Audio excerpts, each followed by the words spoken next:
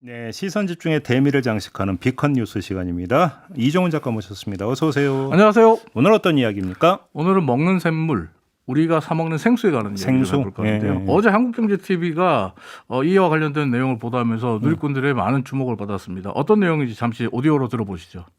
지난해 기준 환경부에 등록된 그 생수 제조업체 수가 67곳입니다.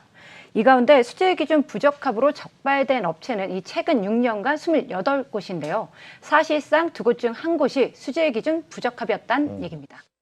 이 얘기 잊을만 하면 한 번씩 나오는 얘기 아닌가요? 사실 어제 오늘 이야기가 아니죠. 네. 계속해서 나오고 있는데 잠시 비교를 위해서 4년 전에 나왔던 뉴스 한번 들어보시죠.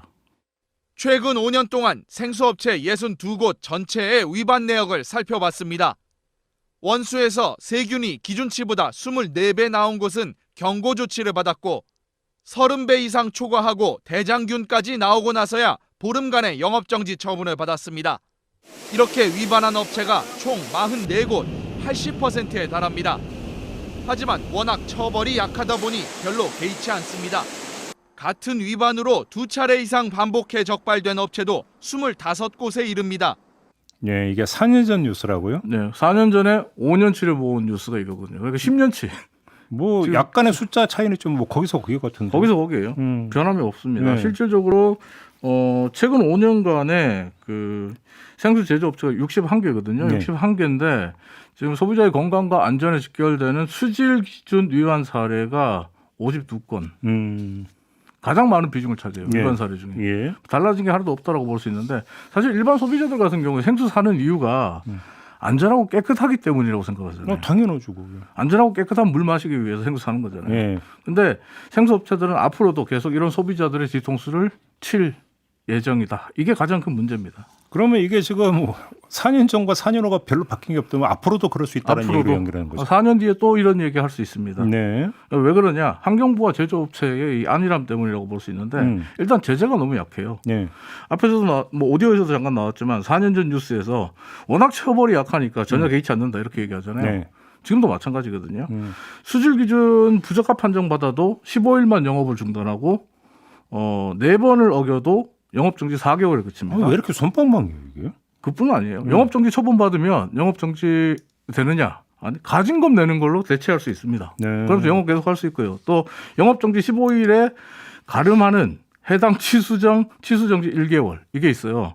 이게 뭐냐면 취수정지 1개월로 대신하고 그냥 영업을 계속 해도 된다는 겁니다.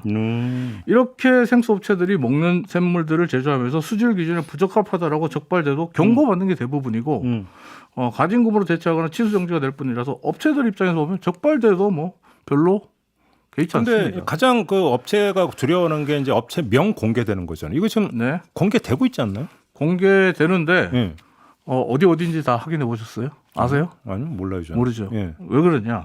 이 우리나라 이제 먹는 샘물 관리법에 따르면 행정기관으로부터 공표 명령을 받은 경우에만 환경부 홈페이지와 일간지에 위반 사실을 공표하도록 돼 있거든요. 예.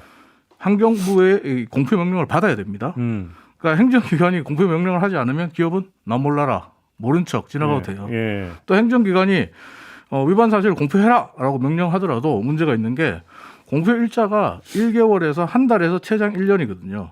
공표 마감일 지나면 환경부 홈페이지에서도 관련 내용을 못 봅니다. 이건 예. 환경부에 정보 공개 청구를 해야만 볼 수 있습니다. 어허. 굉장히 번거로운 일이죠. 이 말은 뭐냐? 내가 안전하고 깨끗한 물을 마시기 위해서 생수를 사기 위해서는 생수 라벨에 붙어 있는 제조 관련 정보들을 꼼꼼하게 보고 또 매일매일 환경부 홈페이지 들어가서 혹시라도 어떤 업체가 위반 사례가 있는지 예. 확인하고 예. 이래야 된다는 건데 왜 이렇게 하는지 환경부 관계자 말을 직접 오디오로 들어보시죠. 이미 행정처분을 다 받고 있는 상태고 그 후로 이제 수질이 정상으로 되면 정상 가동할 수 있도록 하고 있기 때문에 이미 처벌을 받았는데 거기에 대해 계속적으로 그것을 공제를 하고 하면 이중적으로 부담을 갈 가능성이 있다. 그렇게 판단을 한 거죠.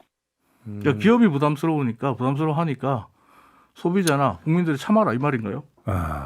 그래서일까요? 지난 8월 18일에 김부겸 총리 주재로 열렸던 소비자정책위원회가 예. 환경부에 공고를 했습니다.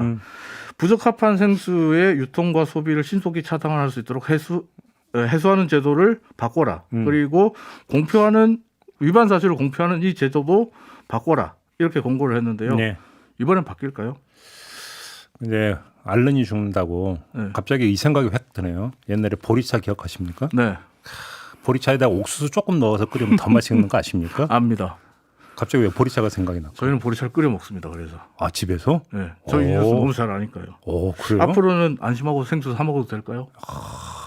예, 우리 이종훈 작가 이제 집안 살림을 열심히 하는 걸로 제가 알고 있는데 보리차도 끓여 드시는구나. 네, 제가 끓입니다. 가끔 결명저차를 끓이는데 예. 결명저차는 아이가 좀 싫어해서 그래요? 보리차로 좀 많이 하는 편입니다. 옥수수 좀 한번 넣어봐요. 네, 맛있어요. 알겠습니다. 옥수수 한번 넣도록 하겠습니다. 마무리하겠습니다. 이종훈 작가였습니다. 감사합니다.